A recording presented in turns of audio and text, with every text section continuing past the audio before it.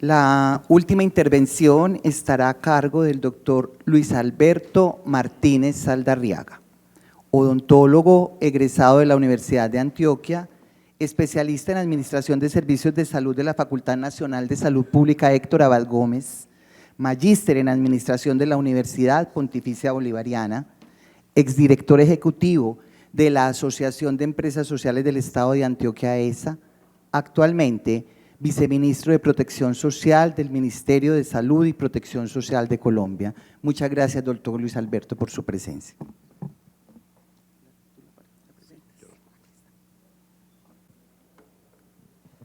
Bueno, buenas tardes. Hablar de último siempre trae pues como los riesgos de repetición y de hacerse uno muy reiterativo. Agradecerle a la Mesa Antioquia, a Asmedas y a ESA por este espacio que se abre, por la posibilidad de interlocutar con todos ustedes. Yo tengo varios problemas cuando hablo en el departamento, y es que como hemos venido desde hace tanto tiempo con una línea de pensamiento muy parecida a lo que van a escuchar, pues obviamente uno tiende a ser reiterativo. Pero ahora desde el nuevo rol que estamos, pues sentimos que la necesidad y la posibilidad de materializar todos los sueños con los cuales hemos vivido durante casi 30 años, pues es una cosa que está ahí y que no se puede desaprovechar. Entonces eso puede sonar muy pretencioso, pero quiero poner también eso sobre la mesa, que yo no le puedo venir a decirles cosas a ustedes distintas a las que hemos hablado en estos últimos 30 años casi. Primera cosa. Segundo, esta presentación es muy extensa porque me puse a pensar cuando hablé con los coordinadores del evento de qué se quería que habláramos, de qué queríamos hablar. Entonces se quería hablar un poquito de cómo es el diagnóstico, de cuál es el tratamiento, de la transición, de qué hacer en Antioquia. Entonces todo ese montón de cosas revueltas era muy retador. Pero bueno, aquí inicialmente quiero empezar con un corto homenaje a una persona que lo dio todo durante toda su vida y que lo aprendimos a querer mucho, al doctor Germán Reyes.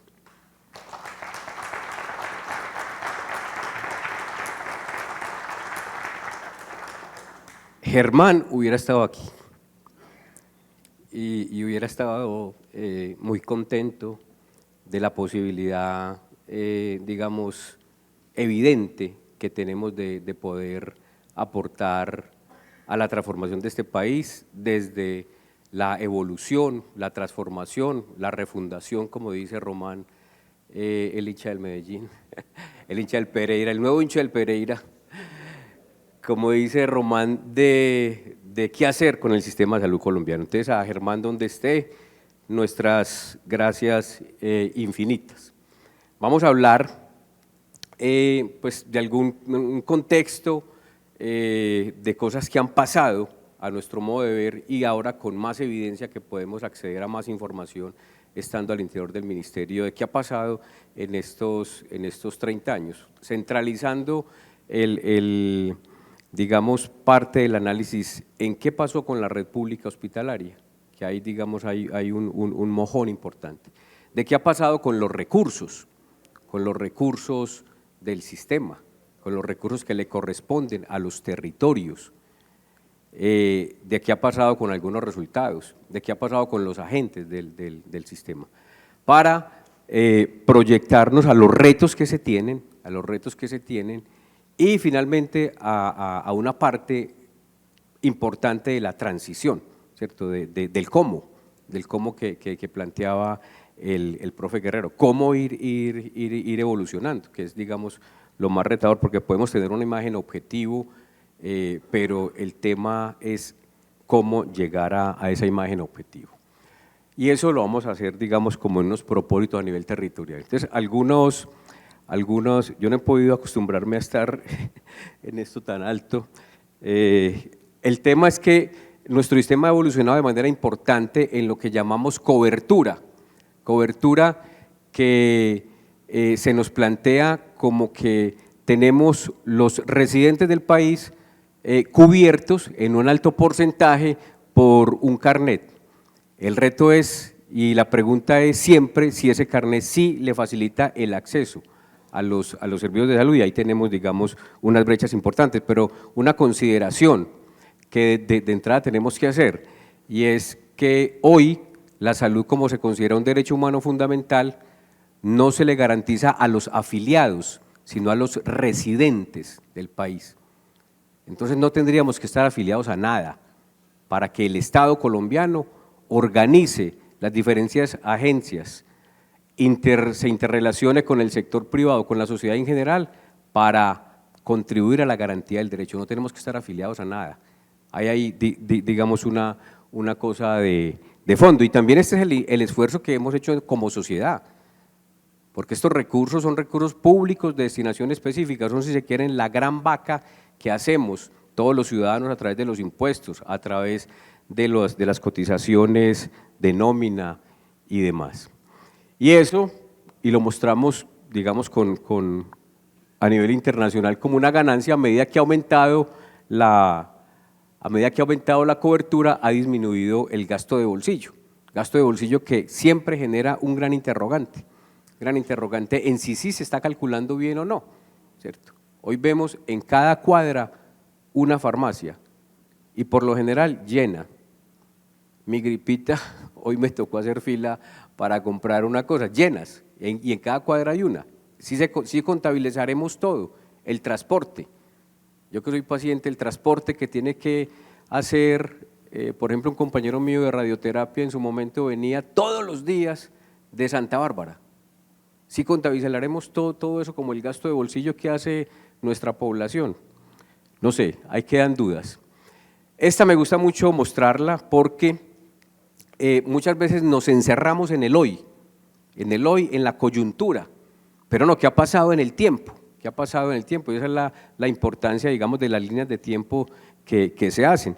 Esta diapositiva se construye a partir de esta foto como varias encuestadoras le miden la temperatura a los sectores, y en salud esta encuestadora Inbamer pregunta cómo siente la población colombiana si su sistema de salud está mejorando o está empeorando.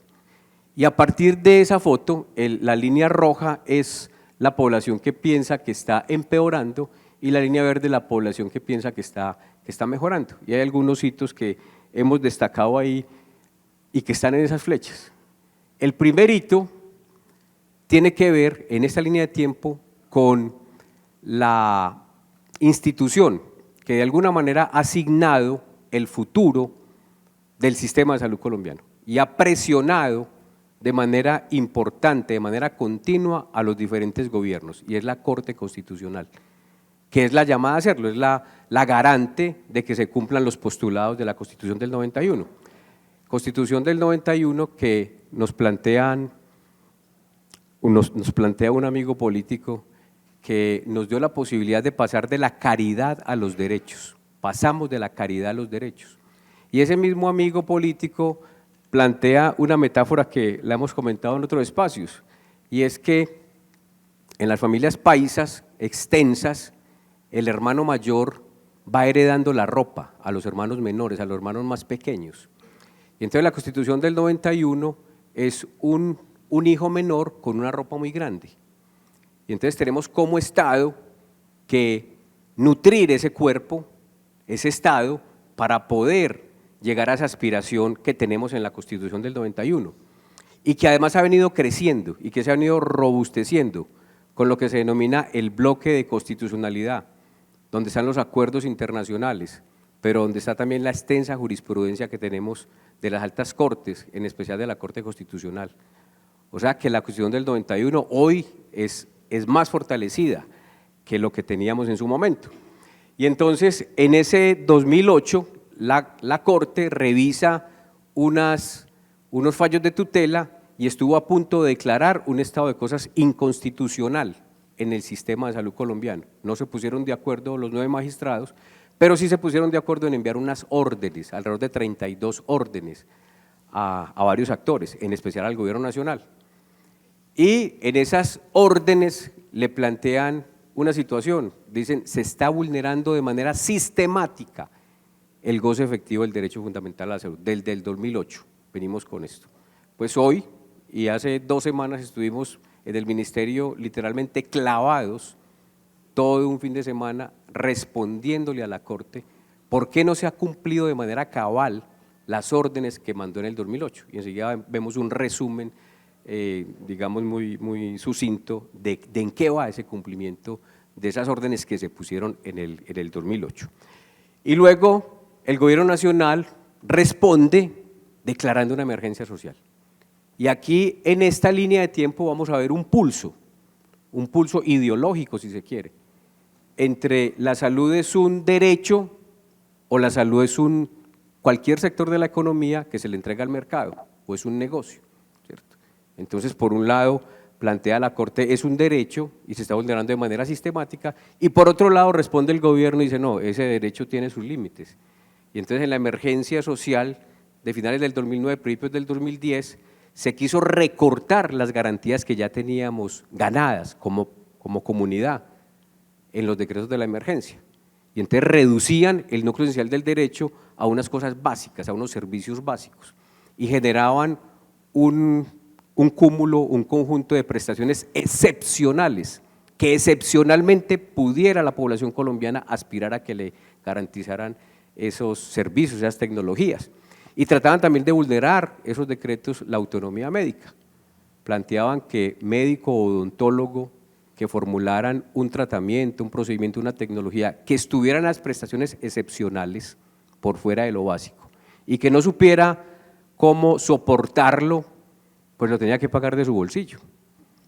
Y con eso, pues de alguna manera se le da un golpe de mano a la tutela, porque las tutelas en un proceso, en un procedimiento diseñado, arrancan con la prescripción, luego sigue con la negación, luego sigue con la tutela. Si no hay prescripción, ya de ahí para adelante no hay nada. Adicionalmente, en la emergencia se abría un camino expedito para liquidar hospitales públicos a través de la categorización del riesgo fiscal y financiero. También se planteaba la Corte que había una fiesta entre los actores del sistema con los recursos, en especial con los recobros. Eso lo planteaba la Corte en esas órdenes de, perdón, en la emergencia social se planteaba cómo disminuir de tajo esos recobros que ya la Corte Constitucional avisaba anteriormente. Y entonces la Corte Constitucional declara esta emergencia inconstitucional, por una cosa si se quiere de forma, y es que el artículo 215 de la Constitución, que es la que da la posibilidad de declarar una emergencia social, se basa en que haya un evento súbito. Y aquí la Corte dijo, no, qué pena, aquí no hay ningún evento súbito, yo ya le venía advirtiendo a usted desde hace tiempo que esto estaba grave y que usted tenía gobierno que ponerse las pilas a materializar el goce efectivo del derecho, y usted no lo ha hecho. Entonces se deroga los decretos de la emergencia, se cae en toda la emergencia. Pero por aquí nos encerramos, y esta no la puse, por aquí hay una esperanza, enero, febrero del 2011. Después de la emergencia social se crearon un montón de grupos en el país, de colectivos, como se llama ahora genéricamente, entre ellos la Mesa Antioquia, que nos pusimos en el país a debatir que de todas maneras estaba muy grave el sistema, qué hacer, y entonces el pulso era si necesitamos una ley ordinaria o una ley estatutaria, y triunfó la tesis de que era mejor una ley ordinaria, y sale la ley 1438, una ley bien pensada, limitada, pero bien pensada para lo que teníamos en ese momento, que planteaba la atención primaria en salud como la guía del sistema, la planeación en el mediano y largo plazo, planes decenales de salud pública, el giro directo a los prestadores, pasar de la competencia a la cooperación a través de redes integradas de servicios, una política de participación, una política farmacéutica, bueno, una ley muy buena, con un problemita, el 55% de los artículos quedó para reglamentar, y entonces ahí se murió todo. porque los gobiernos que llegaron después no la quisieron reglamentar. Por el contrario, quisieron acabar gran parte de esos artículos. Y la lucha de todos los colectivos era, ¿cómo así que va a tumbar el artículo primero y segundo? ¿Cómo así que va a acabar con los equipos básicos? ¿Cómo así que va a derogar las redes? Y en eso nos la pasamos. Luego viene un evento muy crítico, mayo del 2011, salen las autoridades de ese entonces, las de vigilancia especial, las de vigilancia y control del gobierno, el procurador de ese entonces, un señor muy liberal, el doctor Ordóñez, sale también la fiscal Vivian Morales, el ministro de Salud de ese entonces, el doctor Mauricio Santamaría, bueno, y el presidente Santos, y dicen, hemos encontrado la punta de un gran iceberg, un gran desfalco al sistema, más de 4.5 billones de pesos. Eso lo pueden buscar en los titulares de ese entonces. Eso degeneró en que 5 funcionarios del ministerio salieran apresados, 5 funcionarios de una EPS también. Y eso que inicialmente se conoció como el cartel del Fosiga, se degeneró en lo que es el cartel de ASEMI. Las agremiaciones, las EPS agremiadas en ASEMI se pusieron de acuerdo en negar servicios y tecnologías que estaban incluidos en el antiguo plan obligatorio de salud, para obligar a que el usuario los entutelara y recobrarle al Fosiga, ¿cierto? Cuando se hace la investigación se dan cuenta de esto, un cartel es un consenso que se hace entre empresas que en teoría deben competir, pero no compiten, sino que se ponen de acuerdo, porque se pusieron de acuerdo para de alguna manera sacar recursos adicionales del sistema. Esto que les cuento, pues es una investigación ejecutoriada, como dicen los abogados, y la hizo la Superintendencia de Industria y Comercio. Y cada uno de los 14 representantes legales de sendas EPS tuvieron que pagar unas multas.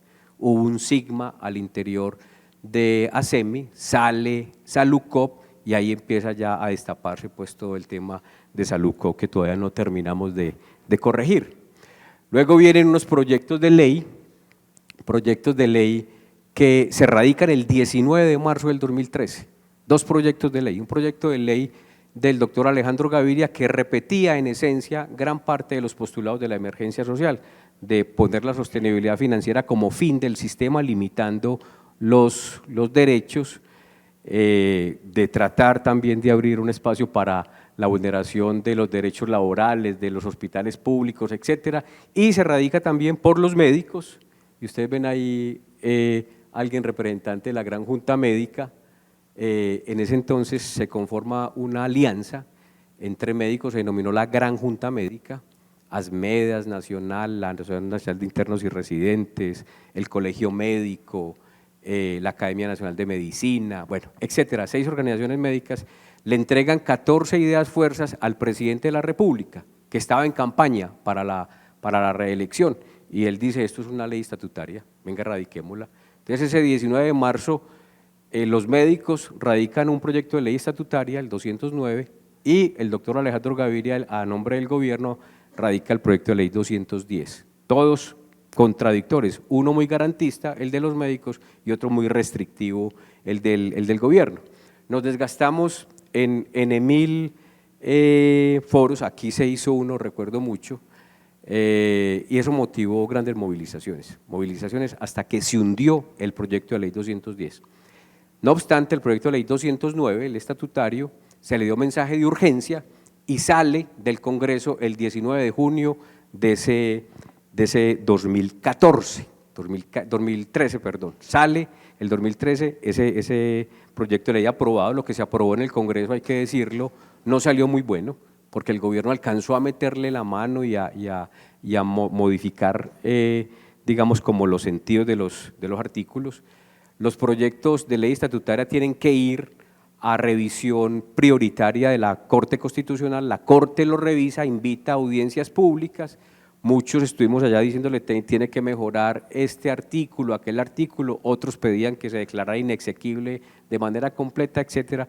La Corte se fue por una decisión muy salomónica y fue que declaró la ley estatutaria exequible de manera condicionada, y eso lo hace a través de la sentencia C313 del 2014.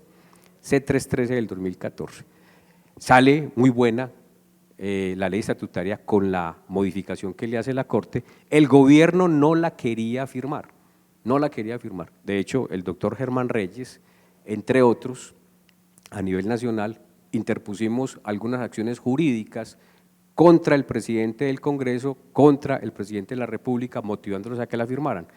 Este documento el 3 de diciembre del 2014 le llega al presidente para la firma, la tenía que firmar a los 10 días, no la firma en este 2014, llega el 2015, no se firma, nos empezamos a juntar después del guayabo de diciembre, pusimos esas acciones y se vieron obligados y se firmó el 15 de febrero del 2015. Y la ley estatutaria, y les cuento todo esto porque esto ha sido un pulso, para recordar también que los derechos humanos, en especial los fundamentales, no se dan porque un día amanece el gobierno de turno de buenas pulgas y dice aquí se garantiza el derecho a la educación o aquí se garantiza el derecho a la… No, eso es un pulso histórico de la movilización social, ¿cierto? Y esto, digamos, es evidencia del tema.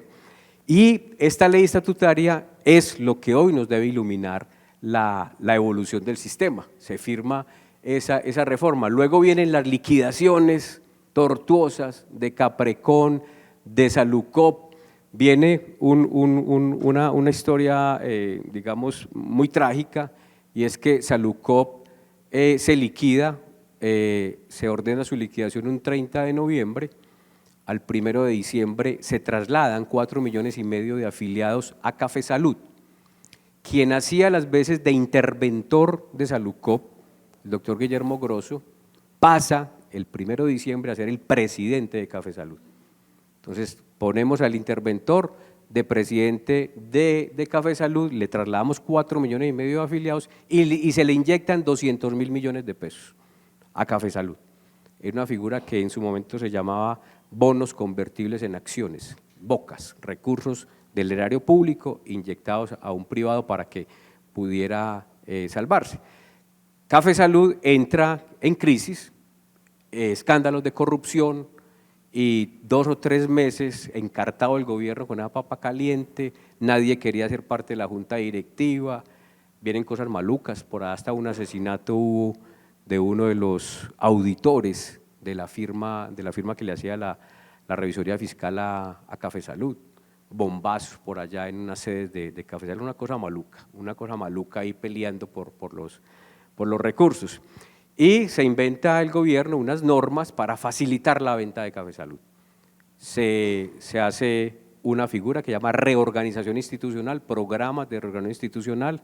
Entonces Café Salud se reorganiza en Medimás. En Medimás se le pasan los afiliados a Medimás a través de un decreto, el decreto 718 del 2017, y ese decreto es demandado entre otros por el doctor Jorge Robledo, el ex senador, y otras personas del país. Demandan ese decreto porque ese decreto plantea que esa reorganización institucional, la nueva empresa, puede recibir esa población, esos afiliados, sin tener un peso. Y la anterior, que era Café Salud, se aleja de eso, se queda aquí quietecita, se reorganiza en la otra y la otra arranca a manejar una enorme cantidad de recursos sin tener un soporte financiero, una solvencia financiera. Pues esa demanda, que es una acción popular, el Tribunal Administrativo de Cundinamarca le da la razón a los demandantes y dice, sí, aquí se vulneraron los derechos a la transparencia, al buen uso de los recursos, y conmina al Gobierno Nacional a sacar ese decreto 718 del ordenamiento jurídico. El gobierno apela y eso va al Consejo de Estado. Hoy está para fallo en el Consejo de Estado, pues está para fallo desde hace rato, para que el Consejo de Estado derogue y anule ese decreto 718. Eso dejaría, digamos, en vilo también unas reorganizaciones institucionales que se han hecho con base en ese decreto. O sea que esto aquí ha sido dolor y lágrimas. Luego, este senador del Valle vuelve y presenta un proyecto de ley muy parecido, el proyecto de ley de las gestoras, entonces transformaba las EPS en gestoras, en las GIS, gestoras integrales de salud. Eso también se hunde, ahí hubo algunas movilizaciones. Y lo último es que el año pasado, en medio del último estallido social, pues el gobierno venía con un proyecto de ley, proyecto de ley 010, que repetía gran parte de los anteriores, y como fruto de la movilización, pues se cae la reforma tributaria del ministro de Hacienda, de Carrasquilla, y se cae la reforma a la salud, el proyecto de ley 010. Todo esto ha pasado en este entonces. Y este es un resumen del seguimiento a la sentencia que les estaba diciendo ahorita. Pues mire, estas que son las órdenes que se le ponen al ministerio, ahí ven cómo se han cumplido. La gran mayoría son de acceso, Esta es muy crítica, la 29, dice medio, tiene un cumplimiento medio, pero tiene un incumplimiento general, tiene un cumplimiento medio en cobertura universal, pero con múltiples barreras de acceso, ¿cierto? Y este es, digamos, llevamos desde el 2008, 14 años, bregando a cumplirle a la Corte con estos autos que hacen parte de la sentencia T-60. Muy bien, y hicimos también un recorrido por qué ha pasado con la red pública hospitalaria, como para centrarnos en algo. Entonces, lo primero que ha pasado es que la financiación, que antes era mayoritariamente por oferta, por recursos que financiaban desde el gobierno nacional y los gobiernos territoriales, pues ha tenido esta evolución. Solamente con esta barra anaranjada son los recursos que los territorios inicialmente ponían del Sistema Nacional de Participaciones para cofinanciar el régimen subsidiado. Y esta barra amarilla son los recursos que se recibían para que los hospitales públicos operaran. Y ahí ven cómo ha venido disminuyendo hasta su mínima expresión en contrario a los recursos del aseguramiento. Eso es lo que llamamos transformación de recursos de oferta a demanda. Desfinancio la red pública y se lo entrego al aseguramiento, con un pírrico 10% que se ha mantenido para salud pública, plan de intervenciones colectivas. Y en este último año que hace parte del Plan Nacional de Desarrollo, pues aquí no solamente se disminuyó del 10 al 3%, lo último que teníamos por aquí era el 10%, después de tener por aquí esta cantidad, sino que se acabó con el Fondo de Salvamento Hospitalario, se acabó con los aportes patronales, una figura por la cual se contribuía para que los hospitales públicos pagaran la seguridad social de los empleados. Viene pues varias olas. Una, la transformación de los hospitales en ESES. La primera estocada, la transforman en empresas y les dicen usted tiene que salir a vender servicios y producto de la venta de servicios cuando le paguen, usted paga la nómina, compra los medicamentos, paga la tecnología, etcétera. Y inmediatamente sale una ley, la ley 617, y todo esto siguiendo las líneas que nos mostraba el doctor Román ahora, de invertir en salud del Banco Mundial, que nos decían cuál era la receta que teníamos que acoger en los países de América Latina y el Caribe, cómo adelgazar las nóminas, cómo adelgazar el Estado para hacerlo más eficiente y darle participación a las empresas privadas en la prestación de servicios públicos esenciales como los de la salud. Y entonces la ley 617, por allá en uno de sus artículos, planteaba que las instituciones descentralizadas del orden territorial, como aquí el IDEA, por ejemplo, como la Beneficencia, como la Licorera, como el Hospital La María, como el Hospital General, como Metrosalud, etcétera, empresas descentralizadas del orden territorial, en el año que no dieran utilidades, pues en el siguiente año no se le podían inyectar recursos, sino que había que pensar en liquidarlas, decía los artículos de la ley 617. Esos artículos se demandan y dice la Corte Constitucional, sale la Corte Constitucional y dice, no, qué pena, estas entidades, sus pérdidas no deben conducir inexorablemente a su liquidación, en cuanto su finalidad primordial no es la de generar rentas.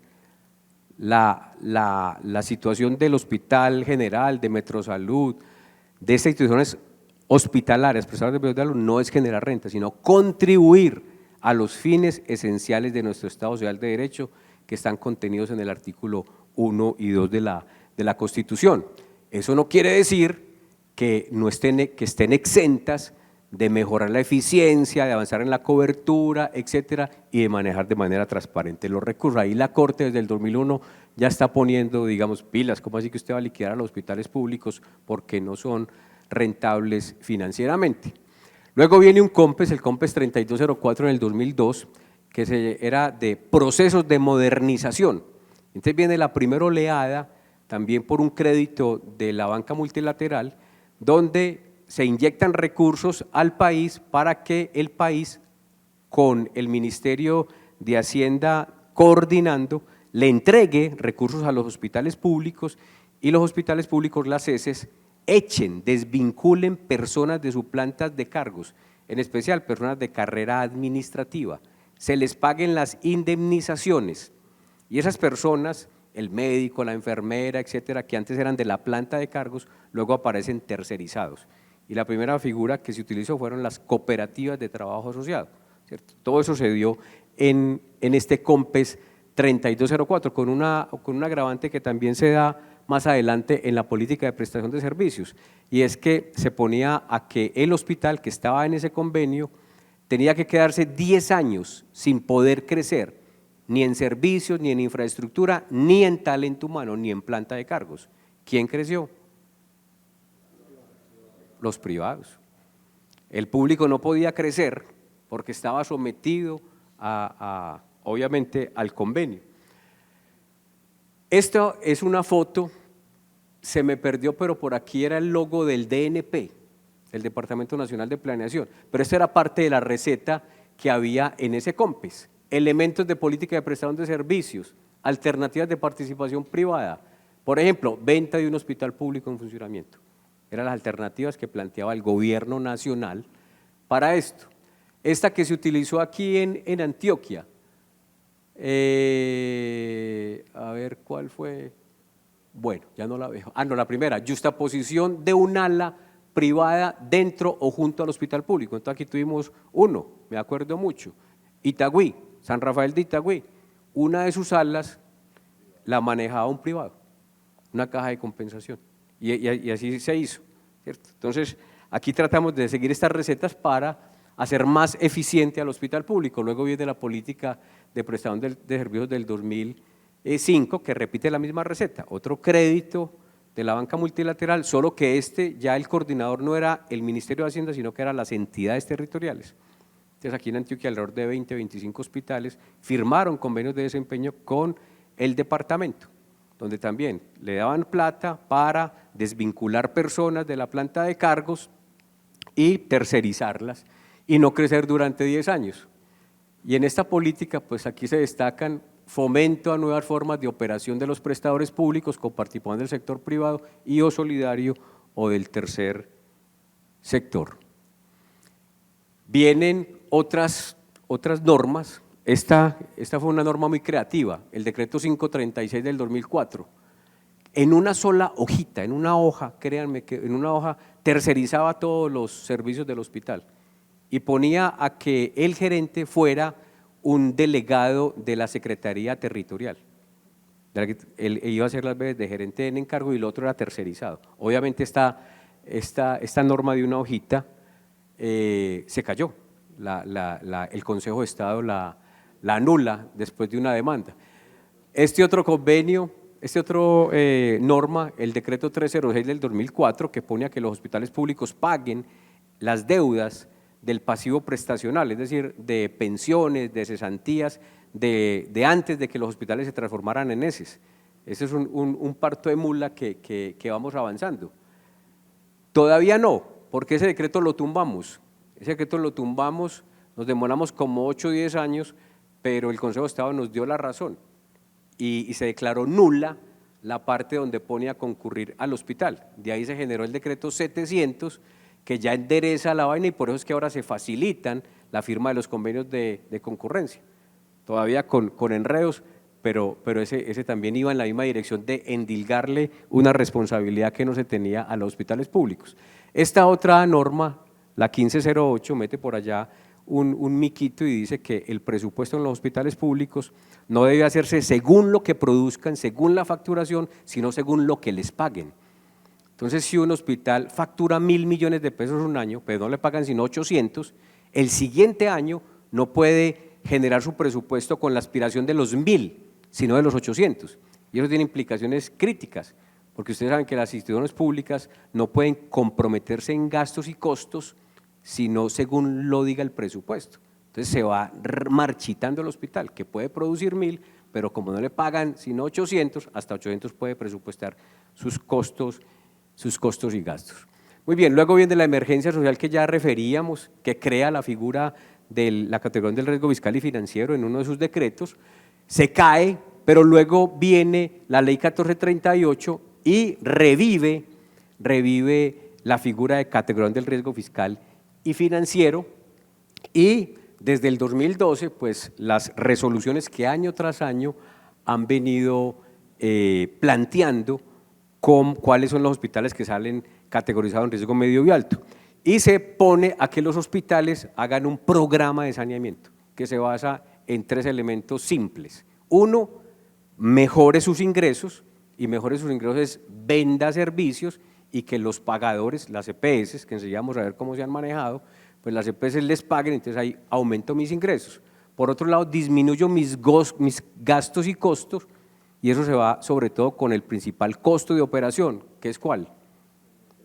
Personal, trabajadores. Entonces disminuyo la contratación, disminuyo los costos, entonces ya no voy a la vereda a poner la vacuna porque eso no es rentable, ya disminuyo estos turnos, voy cerrando los servicios o voy tercerizándolo para hacerlo más eficiente. Y entonces, en teoría, si tengo más ingresos y menos costos y gastos, pues genero un margen de utilidad, y con ese margen de utilidad pues pago los pasivos, en teoría.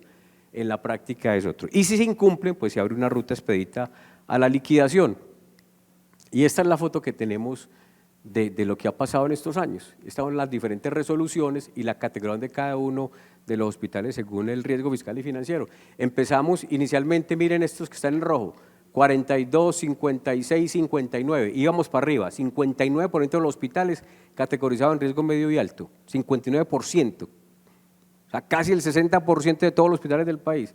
Y en este hospital, en la sala de reuniones, en el auditorio de gerencia más bien, nos reunimos con el doctor Alejandro Gaviria en su momento y le dijimos, venga, ¿cómo así usted está llevando a todo el mundo al matadero?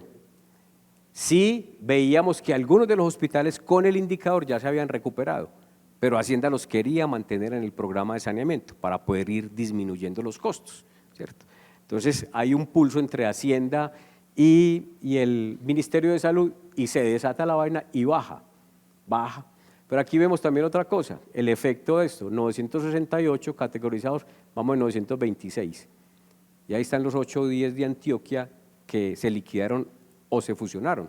El primer hospital que se liquidó en el país, ese es un honor que tenemos los paisas, primer hospital que se liquidó en el país por causa del riesgo fiscal y financiero fue el hospital de Auriaquí, y se liquidó por 70 millones de pesos, porque en su PIG hubiéramos hecho una vaca entre nosotros y no se hubiera liquidado.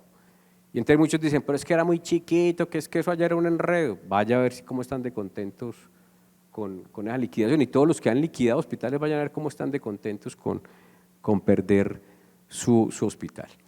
Muy bien, y entonces desde el Gobierno Nacional se han generado unas herramientas de gestión de la prestación de servicios públicos que han a su modo tratado primero este programa territorial de reorganización, rediseño y modernización, garantizar la prestación pública de servicios en condiciones de eficiencia y sostenibilidad. Y eso se traduce en una cosa que se llama documento de red. Es un documento de red que lo hacen las entidades territoriales y que lo pasan al Ministerio de Salud, y el Ministerio de Salud lo avala o no lo avala, ¿cierto? Lo avala o no lo avala. Y entonces son instrumentos para restringir el crecimiento de la oferta hospitalaria. Entonces, una población con necesidades de montar un consultorio de nutrición, un consultorio psicológico, no, tiene que estar en el documento de red. Si no está en el documento de red, no lo puede montar.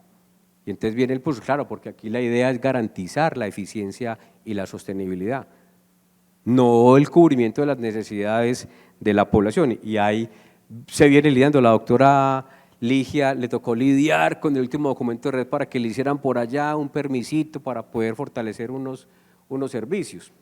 Planes bienales, también, ahorita me decía José David, pero venga, ¿con quién nos conectamos para el plan bienal? para que me metan el proyecto, para poderle dar la viabilidad.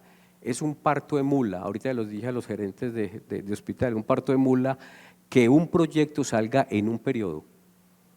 Pues es un acto heroico, un proyecto de inversión, salga en un periodo gubernamental, no, son las trabas en las trabas para que un proyecto de inversión salga.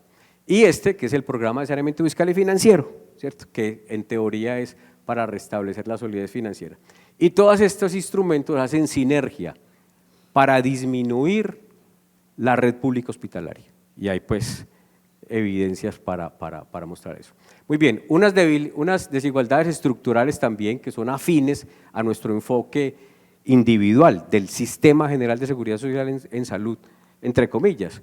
Aquí tenemos un per cápita, el per cápita que se distribuye en el régimen contributivo y aquí el per cápita que se distribuye en el régimen subsidiado. Entonces aquí tenemos, por ejemplo, cómo La Guajira recibe menos recursos que Antioquia, menos recursos que el eje cafetero. Córdoba recibe menos recursos que Antioquia en el régimen contributivo. Entonces uno pensaría, entonces ¿será que es más enferma la población de Antioquia que la de Córdoba? O más enferma que la de La Guajira y por eso se le entrega más recursos a Antioquia que a La Guajira, porque hay más necesidades. Y en régimen subsidiado, miren, Chocó, de los que menos recursos reciben, Antioquia recibe más, Córdoba recibe un poquito menos, antiguos territorios no reciben.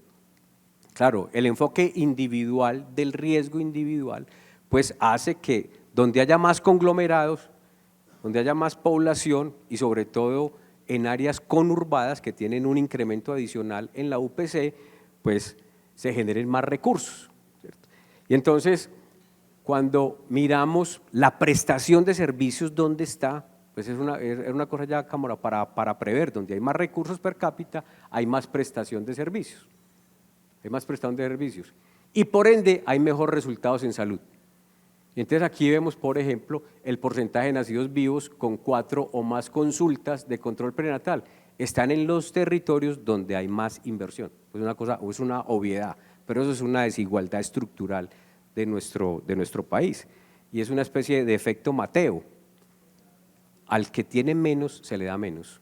Al más subdesarrollado se le da menos. Al más desarrollado se le da más. Obviamente un sistema de salud inequitativo.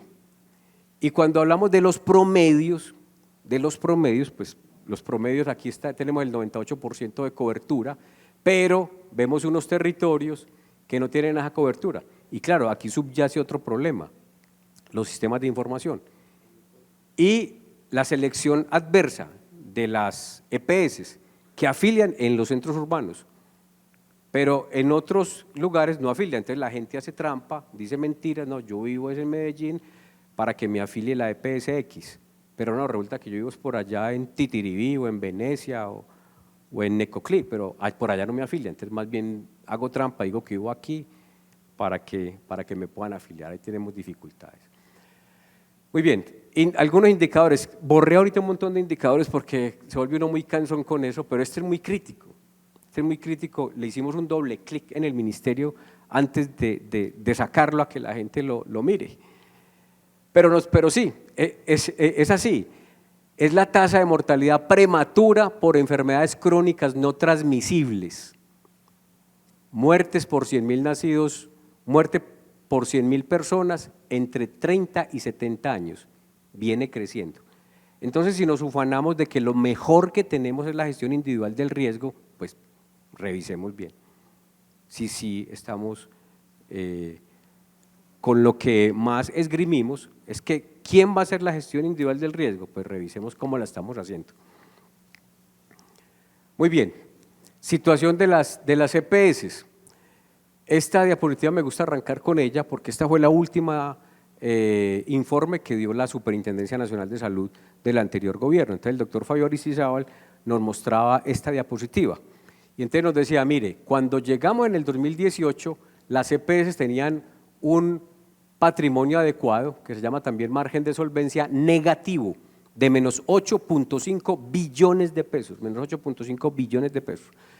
Pero cuando en diciembre del 2021 lo rebajamos a menos 2.1 billón de pesos, es decir, mejoramos la situación financiera de las EPS. Si no hubiéramos hecho las liquidaciones, dice el doctor Fabio, hubiéramos terminado en menos 10 billones, es decir, se hubiera empeorado. Listo.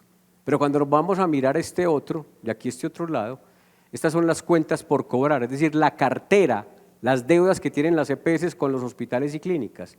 Y entonces en el 2018 los hospitales y clínicas reclamaban 15.4 billones y terminaron en este mismo periodo en 20.7 billones. Es decir, hubo un incremento del 34-35%. Y dice el doctor Fabio que si no hubieran habido las liquidaciones, se hubiera aumentado más. 34-35% es una cifra importantísima. Y entonces el hombre le echa más a la herida, dice, vea, el per cápita, es decir, por cada colombiano se debía a las IPS en 2018 315.000 pesos, por cada colombiano 315.000 pesos le debía. Y terminamos en 428.000, bueno, la misma cuenta hecha de otra manera. Aquí hay un daño patrimonial. Aquí hay un daño patrimonial en hospitales y clínicas. A expensas, pues, demostrar que aquí hubo una mejora en la intermediación financiera. Y esta es la última foto que me mandó ayer el doctor Ulaí, la superintendencia. Entonces, estos son la última evaluación. Y con esto les quiero hacer un recorderis, que no alcancé a meter esas líneas de tiempo ahí. Pero en el 2007 se expide un decreto, el 574, y ese decreto le da 7 años, hasta el 2014, 2007-2014, para que las EPS se recuperen financieramente, en margen de solvencia, en capital mínimo, en inversión de reservas técnicas, les da 7 años. Por allá entre 2011 y 2014, la Contraloría General de la República le hace memorandos de advertencia, jalones de oreja al Gobierno Nacional diciéndole, vea, usted genera estos indicadores y yo estoy viendo que se están quebrando todas las EPS y usted no está haciendo nada. Y entonces el gobierno responde y en el 2014, cuando ya se vencía el plazo, le saca otro decreto y genera otros 7 años para que las EPS se recuperen, los segundos 7 años que se cumplieron el 31 de diciembre del 2021, el año pasado. Y obviamente pues no recuperaron porque lo que tuvimos el año pasado terminamos con solo 5 que cumplían los indicadores financieros de permanencia, solo 5. O sea, la cosa hubiera sido peor. Y hoy pues tenemos estas EPS que están ahí y adicional a eso está el nivel de riesgo que mide las EPS. Entonces, no solamente es la parte financiera, que ya tenemos aquí pues muchas dificultades, sino que también es la parte de la atención de la gente. Estas son las del régimen subsidiado. Aquí vemos también el nivel de cumplimiento de estos indicadores y aquí el nivel de riesgo que se tiene. Estas son las que manejan los dos regímenes, también ahí está. O sea, la cosa no está bien.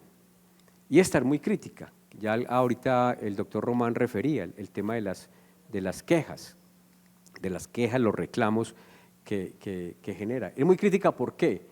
Porque esta información que es con corte a julio, había ya 638.000 quejas, pero las que ponían en riesgo la vida eran el 35%. El 35% de las quejas ponen en riesgo la vida. Es una cosa muy crítica para un sistema de salud que se precia de ser muy bueno, gestionar el riesgo, que invierte enormes recursos en el cuidado de las personas y que tenemos una. Y aquí están discriminados de dónde vienen esas quejas.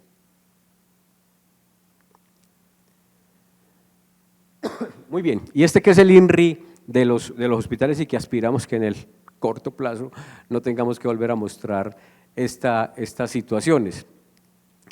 Hospitales públicos, una cartera ascendente, 10.6 billones, un incremento del 7.3 con respecto a diciembre del año pasado.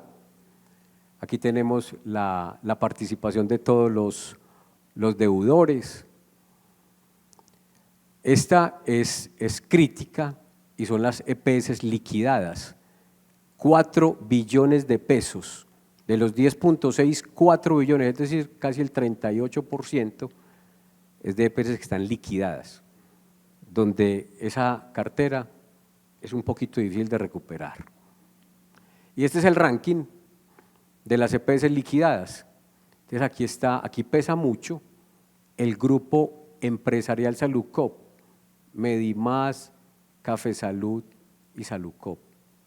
Y ahí está el resto para sumar esos billones de pesos. Y esta es una relación que hace el ministerio de, bueno, si se recupera la cartera más reciente, la de menor a un año, ¿eso qué tanto nos alcanza para cubrir los pasivos? Y no alcanza. Los pasivos hoy de los hospitales públicos llegan a 6 billones de pesos y la cartera, entre comillas, más recuperable, la menor a un año, es de 4.7. O sea, si se les pagara a los hospitales públicos lo que se debe a menos de un año, no son capaces de pagar los pasivos, es decir, las deudas que tienen. ¿Y cómo estamos en Antioquia? En Antioquia hubo una disminución importante en este tiempo, por aquí sobre todo a expensas de Medimás. Medimás se le cogió la cuerda cortica, como dicen en el suroeste, en los últimos estertores y no dejó tan grave aquí la situación.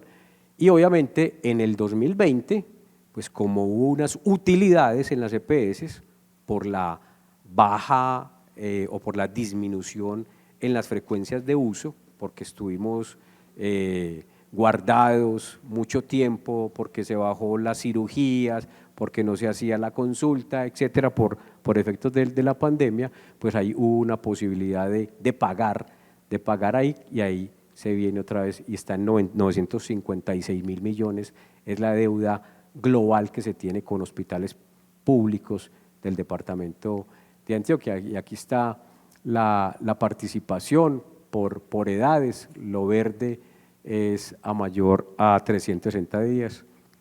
Y también la misma cuenta con las liquidadas, 252.000 millones, 252.000 millones que quedaron debiendo las liquidadas y que corresponde más o menos al 28% de toda la cartera, los 956.000 millones. Y este es el ranking de las EPS liquidadas que quedaron con deudas a la Red Pública Hospitalaria de Antioquia. La primera es Comeva, Medimás quedó por acá, bueno, etcétera. Y también la misma cuenta, si le pagaran a los hospitales públicos lo que les deben a menos de un año, ¿qué tanto pagan? ¿Qué tanto cubren de todos los pasivos? Y apenas cubren el 49%. Si les pagan lo que les deben a menos de un año, quedan debiendo todavía alrededor del 50% de lo que adeudan. Muy bien, principales retos. Para nosotros el principal reto del gobierno es poder cumplir con esta ley, poder cumplir con la ley estatutaria en salud, la ley 1751, leída bajo la sentencia C313 del 2014. Y entonces tenemos que identificar, pues, qué debemos hacer para transformar el actual sistema general de seguridad social en salud para que contribuya a la garantía del derecho. Entonces hemos identificado unos factores que hacen incompatible el actual sistema con la garantía del derecho, y a través de esa identificación pues poder ir evolucionando hacia un sistema que sí contribuya a la garantía del derecho. Una falla estructural que tenemos, si se quiere, y ya la refería el doctor Guerrero y el doctor Romar, la débil autoridad sanitaria a nivel territorial, a nivel nacional y territorial. Esta delega a las fuerzas del mercado la dirección, la organización, la regulación, la coordinación y la asignación de recursos para la atención de los residentes, delega en la mercantilización de los servicios. Esto ha hecho que cosas, por ejemplo, como los servicios de atención materno-infantil hoy estén disminuidos y se estén cerrando en todo el país, no solamente aquí en Antioquia, y se cierran no porque no necesiten, sino porque no son rentables financieramente. Pero sí hay otros que están abundando, que están creciendo, ¿cierto? Ayudas diagnósticas, sobre todo, va creciendo, porque es lo rentable. El énfasis es en la rentabilidad financiera, no en la necesidad. La segmentación de la población, la discriminación de la población según la capacidad de pago, que obviamente esto es contrario a la universalidad de trato que proponen los derechos humanos fundamentales.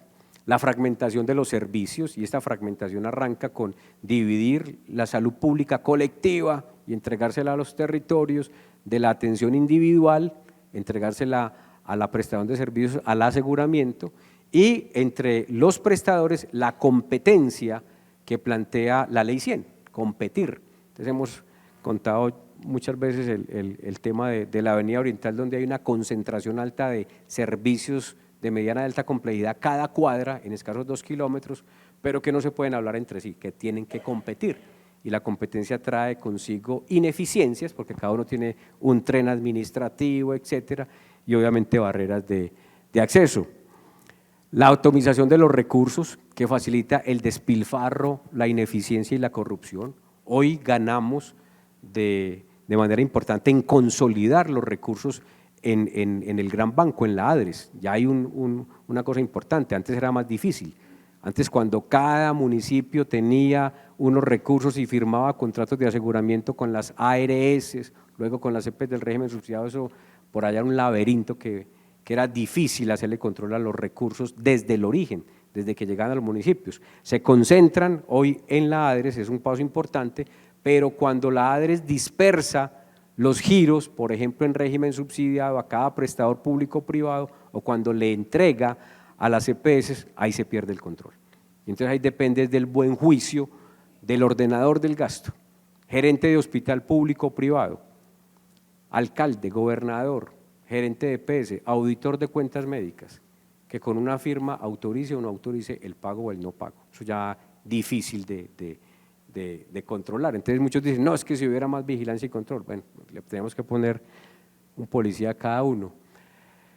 Y obviamente esa atomización pues no permite la planificación, ¿cierto? No permite la planificación en el mediano y largo plazo, y tenemos un sistema proclive a la corrupción.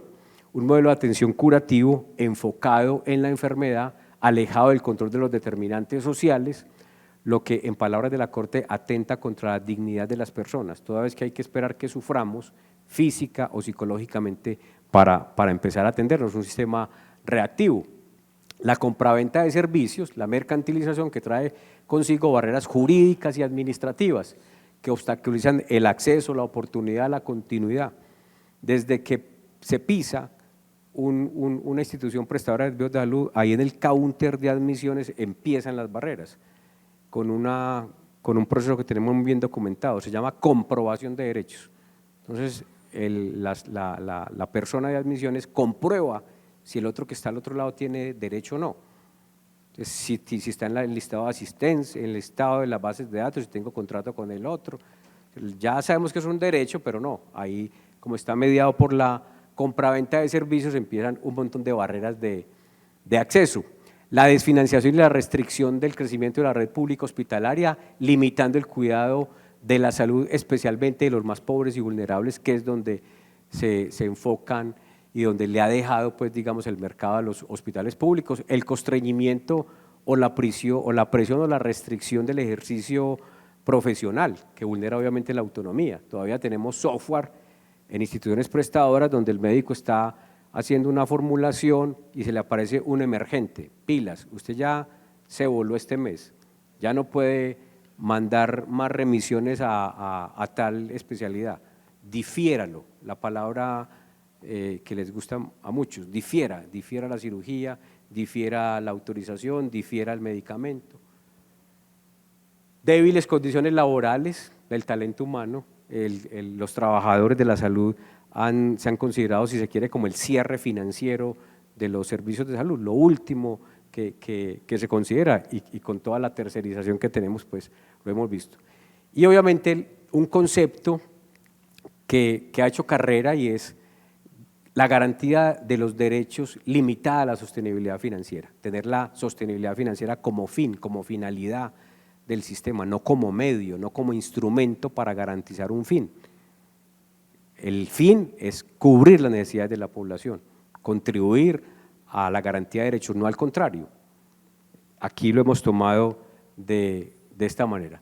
Muy bien, propósitos a nivel territorial y nacional, pues aquí tenemos esta imagen objetivo que el país suscribió hace unos años con la Organización Mundial de la Salud, y es poder avanzar a servicios integrados de salud centrados en las personas, y siempre repetimos, no en los pacientes, en las personas. En una de las N conversaciones que hemos tenido con las EPS, me regañaba un señor de una EPS, me decía, no, es que usted está diciendo una mentira, que es que nosotros no tenemos a la gente dentro del radar. Mire que sí la tenemos, mire el grupo de los de SIDA, mire el grupo de los diabéticos, claro, los enfermos, necesitamos tener a todos, a las personas.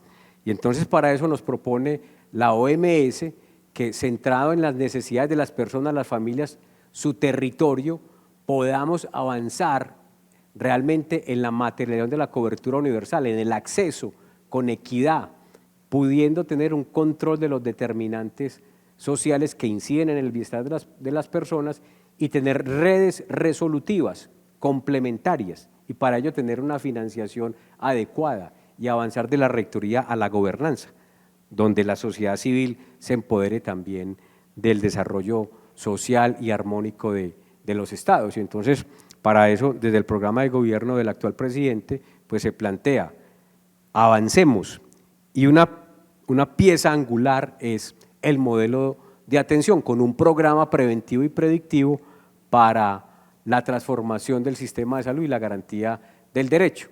Entonces hay unos propósitos a nivel territorial: materializar el goce efectivo del derecho, garantizar el cuidado integral, no la atención solamente, el cuidado integral de la población, recuperar el primary health care, la acepción, digamos, de cómo poner a participar, cómo plantear capacidades, fortalecer capacidades en la sociedad, en las personas, hacerlos sujetos de derechos, fomentar las capacidades de agencia de las personas, poder incluir la participación en la organización de los servicios, cogestionar los riesgos, identificar las necesidades y cogestionar conjuntamente los riesgos, y ponernos al mismo nivel de la comunidad, compartir los saberes con los indígenas, con las negritudes, con la población en general, con las parteras, ¿cierto?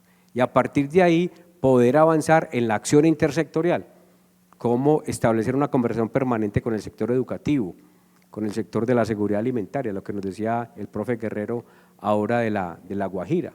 En la Guajira pudiéramos tener el Pablo Tobón Uribe, el San Vicente, los hospitales, el Hospital General, la mejor prestación de servicios de salud allí, pero si no tenemos agua potable, si no tenemos seguridad alimentaria, pues obviamente no vamos a avanzar de manera afirmativa e integral.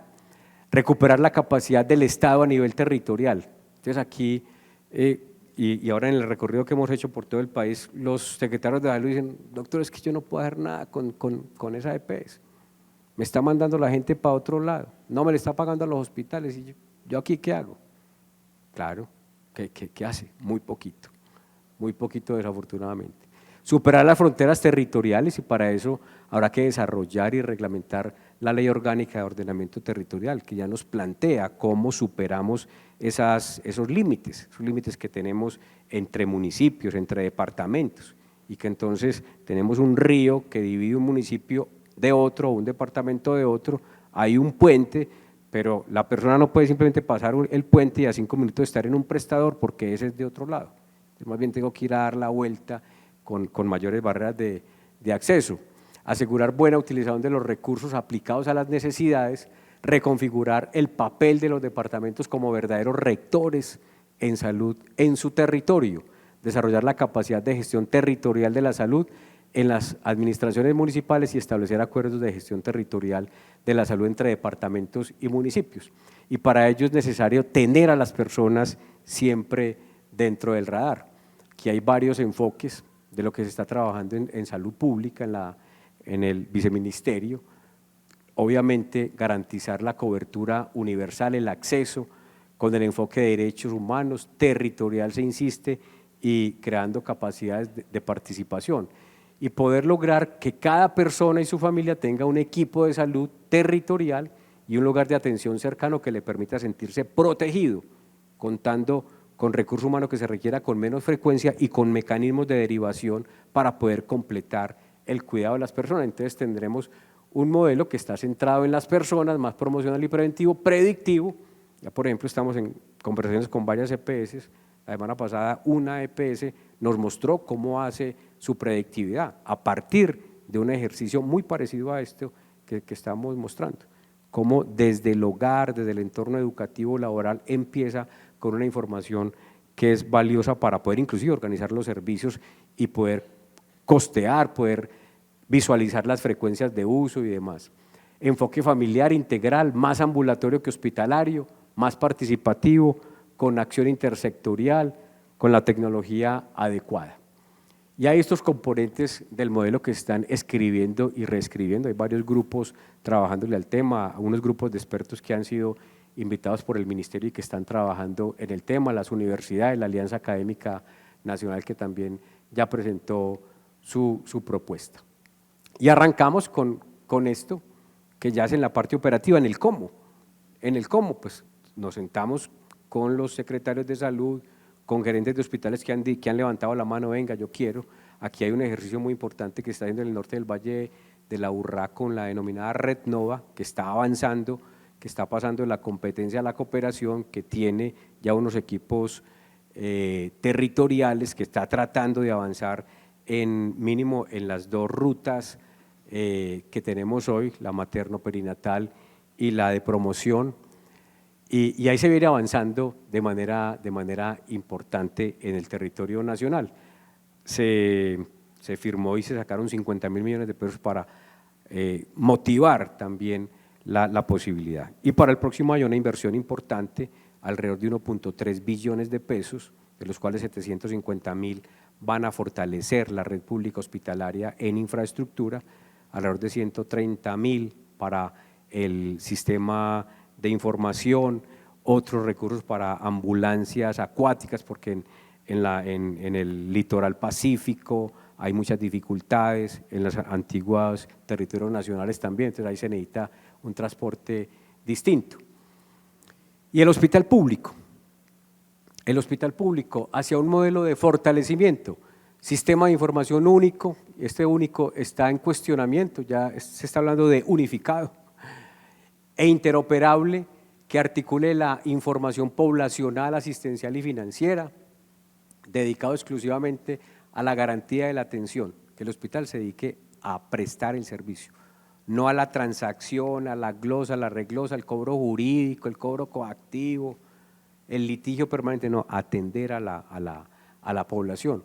Organizados en redes integrales e integradas, territorializadas, se sigue, y de acuerdo con lo que dice el profe Román, el territorio hay que reconocerlo con toda la variabilidad, con toda la cultura que hay allí, con toda la idiosincrasia, ¿cierto? No solamente son las vías de comunicación y demás, cómo poder avanzar en ese diálogo permanente.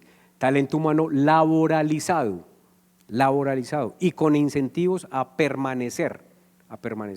Y entonces hay varios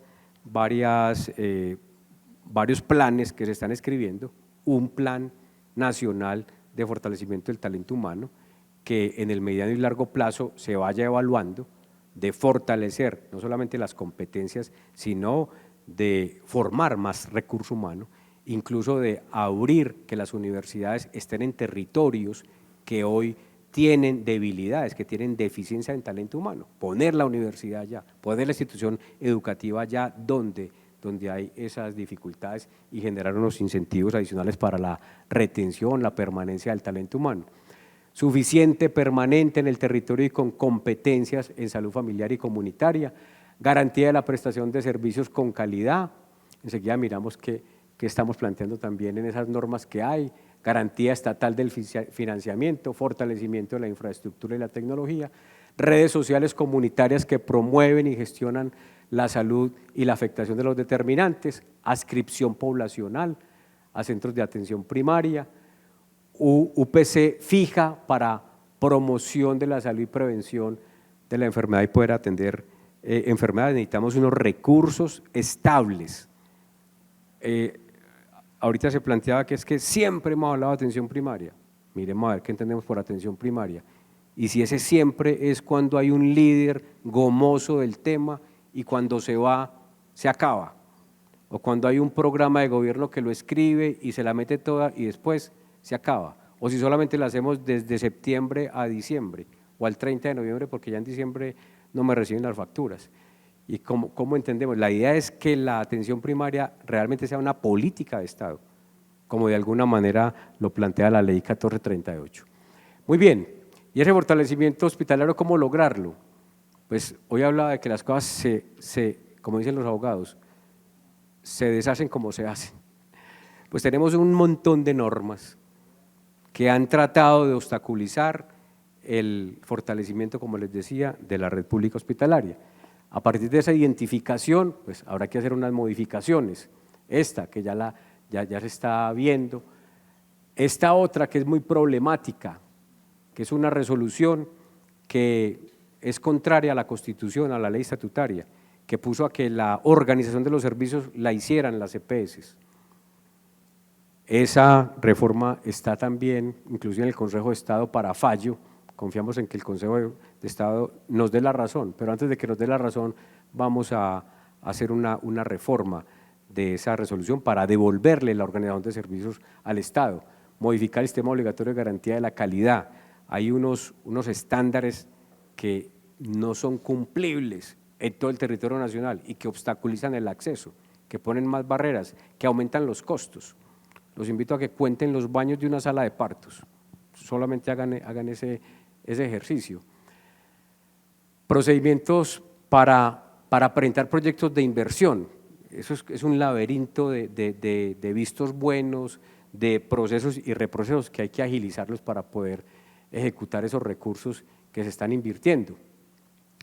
El plan bienal de inversiones, que también la transformación de hospitales públicos que vendrá en la reforma, ajustes a estas resoluciones que evalúan los gerentes, eliminación de la categoría del riesgo y lo que tiene que ver con programas de saneamiento fiscal y financiero que retornarían al ministerio y no se quedarían en el Ministerio de Hacienda, la creación de un fondo de infraestructura hospitalario, restablecer las reglas de inembargabilidad de los recursos, crear de nuevo el Fondo de Salvamento Hospitalario que derogó el anterior Plan Nacional de Desarrollo, reactivar el programa de fortalecimiento de las ESES, analizar cada uno de los estándares de habilitación por lo que les decía, organizar las redes integrales e integradas de servicios de salud. Muy bien, finalmente este mensaje y consecuente con lo que decían mis antecesores y con algo que leí que se me olvidó, y es que el Estado se cambia a nivel local. No podemos pensar ni esperar que se resuelva todo desde el piso 23 del ministerio, eso no va a ser así. Las políticas públicas se construyen de abajo hacia arriba y el tema es que sin fortalecer el Estado en los territorios no habrá garantía del derecho fundamental a la salud. Invitarlos, como siempre, a que trabajar juntos es un imperativo ético. Bueno, muchas gracias.